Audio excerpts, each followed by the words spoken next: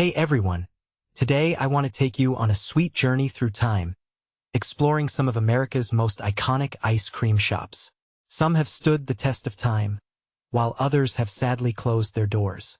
But what makes these places so special? And why do we care so much about their stories? Let's dive in. First up, did you know that the oldest ice cream shop in the U.S. is Bassett's Ice Cream Parlor in Philadelphia?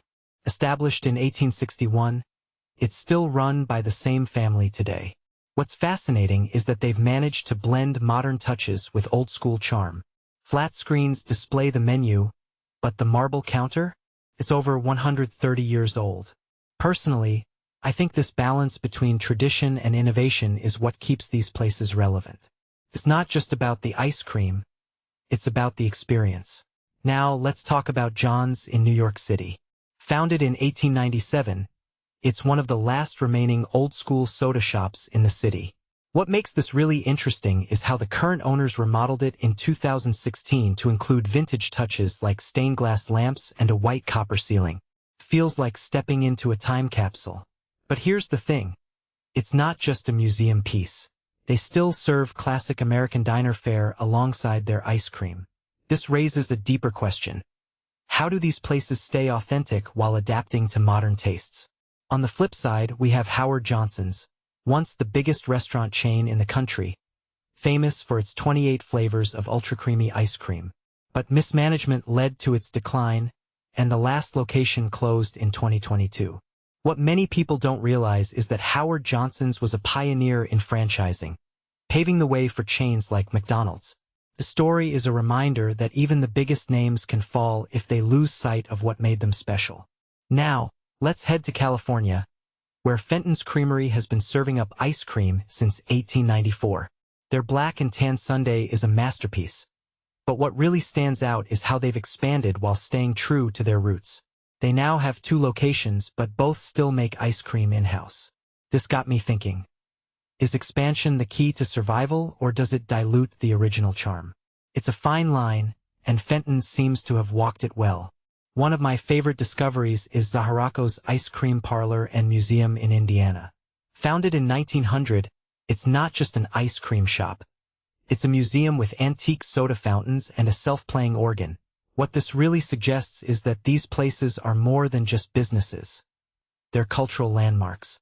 When the original family had to close in 2006, the community stepped in to restore it. That says a lot about the emotional connection people have to these spots. But not all stories have happy endings.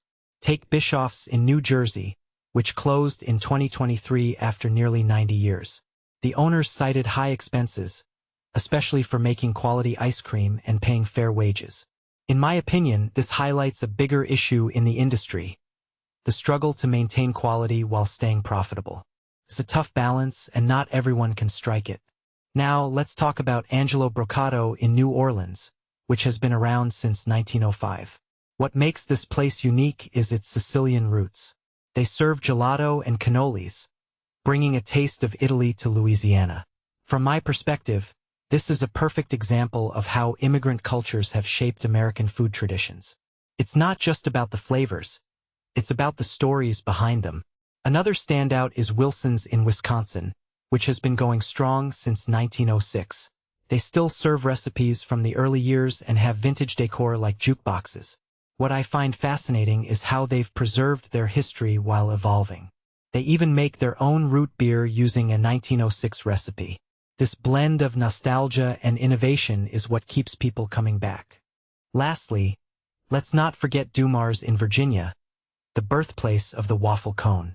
Founded by Abe Dumar, who invented the waffle cone iron, it's a piece of American culinary history. They still make the cones by hand on Abe's original iron. A detail I find fascinating is how something as simple as a waffle cone can become a cultural icon. It's a reminder that innovation can come from the most unexpected places. So what's the takeaway here? These ice cream shops are more than just places to grab a treat. They're time capsules, cultural landmarks, and testaments to the power of tradition and innovation. Personally, I think their stories remind us of the importance of preserving our history while embracing change. Whether they're still open or have closed, they've all left their mark on America's sweet tooth. What about you? Do you have a favorite ice cream shop with a story to tell? Let me know in the comments. And if you enjoyed this journey, don't forget to like, share, and subscribe for more deep dives into the fascinating world of food history. Thanks for watching.